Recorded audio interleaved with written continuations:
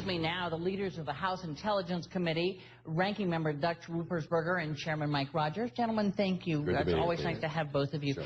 I want to start out with Israel because the president's making his first trip there as president.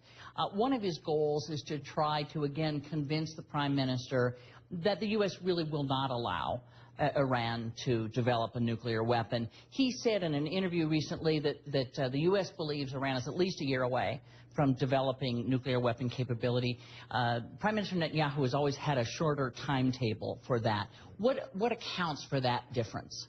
Well, first of all, think about where Israel is in the world. So their southern partner for peace, Egypt, is no longer a reliable partner for peace. Syria is a mess and getting worse by the day.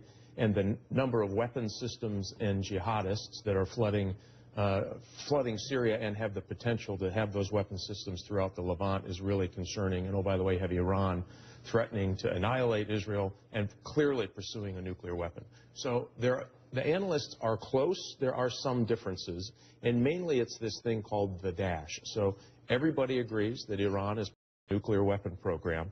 And the last part of it is, can they take the highly enriched uranium, weaponize it, and put it on a missile for use? And there's the debate. How long would it take to accomplish the last piece of that? That's where the United States analysts are saying could be a year. I wouldn't be as certain as where the president is. And the Israelis believe it's going to be sooner than that. And that's why the pressure is mounting for some action, maybe other than sanctions, for Iran, so they get the signal that we really won't tolerate them getting a nuclear weapon and then proliferating nuclear weapons across the Middle East. Would you agree, Congressman? I agree with what the chairman said, but I think, and let me just, when you agree with him, do you mean that you also think the timetable is shorter than the year the president laid out? Well, some of this is classified, but let's just say this: whether it's short or long, I think it's important to know, and especially for Israel to know, that President Obama has clearly said that we will not tolerate and having a nuclear weapon. And you know the president and Netanyahu are going to be meeting in Israel, which is good.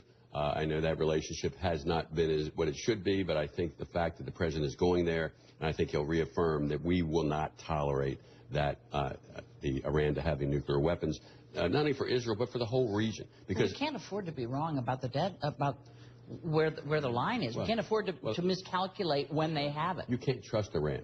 They're a rogue nation. They're exporting terrorism. Their cyber attack is big out there. So we have to deal with that issue. And I think right now, with the president going to Israel, that there hopefully will be some agreement between Netanyahu and the president. Okay, let me move you on to something that James Clapper, who is the director of the National Intelligence Agency, said Tuesday at the Senate Select Committee about cyber attacks.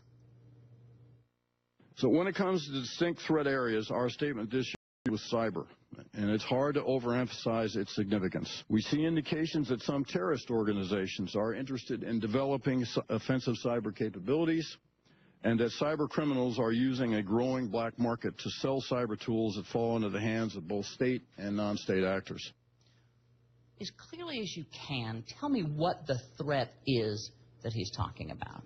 Well, there are different levels of the threat. There's the criminal threat and the organized criminal threat. Matter of fact, the credit card in your viewer's wallet today will get hit about 300,000 times. People trying to get the information through the credit card company to steal money from them. The next level up is cyber espionage, and mainly by the nation state of China, stealing intellectual property. In other words, the blueprints that allow you to build your product and have a job, they go in, steal it, repurpose it, and use it to artificially compete in the world market. That costs us real jobs. And then lastly, in the highest level, is the military or cyber attack, meaning they could shut down the financial institutions, our electric grid, and cause significant damage and harm to our economy. But this was the head of, our top spy guy saying that this is the #1 threat. So my guess is he's not talking about criminal activity, getting your credit cards. He's talking about terrorists, and yet we hear that we're maybe 2 years away from the capability. That's what we were told. We're not 2 years away at all. We're having attacks as we speak right now. By terrorists? Well, no, by nation states. Well, we know, we certainly know that China is, we believe China to be behind some of this industrial spying. But I'm talking about the last thing that he said about, and we know that terrorists are looking to do the kinds of things you talked about, shutting down. Different issues here. We know that terrorists, non-nation states, are seeking the capability to do cyber attacks. They're probably not there yet. Here's the other problem. A non-rational actor, Iran, is already at the United States with cyber attacks, and that's what's so concerning. I think that's why all of us, Dutch and I, have been working so hard on it. Yeah, let's talk. We have attacks right now. We know our Wall Street has been attacked. We have the capability, other countries, including Iran, for destructive attacks, to knock out our grid system, to attack some of our banks. We know that China especially has probably stolen more trade secrets, which relates to jobs and money, the largest amount of theft in the history of the world. And we have got to stop this. Now, one of the issues out there, and Mike and I have been working on this now for 2 years, and we put together a bill that would pass in a bipartisan manner. That was last year. It went to the Senate and failed.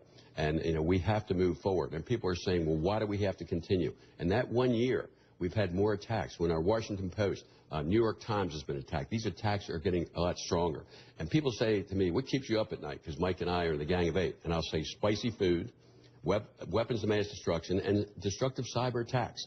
And we have the capability to stop this, but we have to pass our bill. And our bill is only 37 pages. Our bill deals with privacy issues, and yet we're still working with the White House, and we're working with the Senate, and working with the privacy groups to try to get a bill that will protect our privacy, but protect us from these cyber attacks.